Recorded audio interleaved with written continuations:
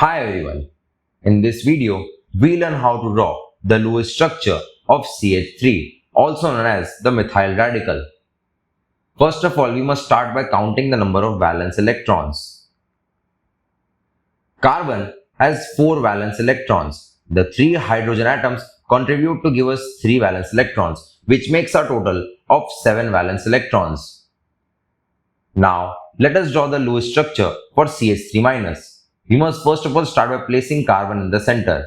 We must connect it to 3 hydrogens using single bonds. Each single bond has 2 valence electrons, which makes sure that we have used 6 valence electrons till now. Next, since we have still one unpaired electron remaining, we will place it next to carbon.